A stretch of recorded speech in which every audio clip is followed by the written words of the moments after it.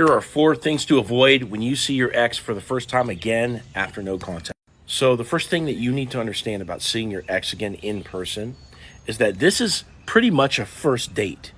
And when you think about the way that you would behave on a first date with somebody else, you would never go straight into the heavy topics, start talking about religion and politics and try to flesh out the incompatibilities and all this stuff from the very beginning.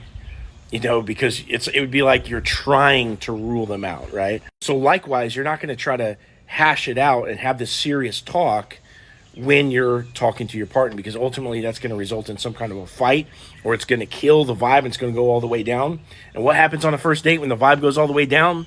They disappear, right? Reminds me in the Ninja Turtles movie, Shredder's like, ninja vanish. That's what happens. So don't fight and don't try to have some serious conversation.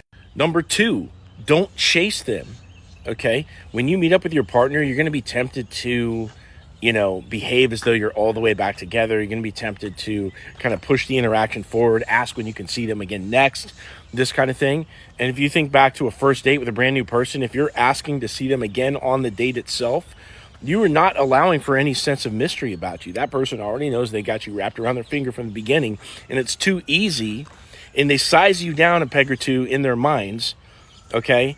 And you're not really creating this environment of mystique, which is the thing that affects them in the time that you're apart. So they go home after the date, they start thinking about you and stuff. When they want to know where they stand with you, that's the thing that drives their behavior to contact you again. So do not try harder than them during the hangout. Number 3, don't be negative while you're there, right? Like, you don't want to complain about your day or things you've been going through, right? You're trying to come off as this independently happy person who started to move on, who's got all these good things in their life and is generally just enjoying their life and has something to offer to that other person to be excited about as well. Like, especially as a man, you create a world for the woman to enter into, or as a woman, you can offer kind of the same thing to your man as well, even though ideally he should have his own world as well. And number 4, don't try to have some appeal to emotions about the memories or the sentiment or anything like that.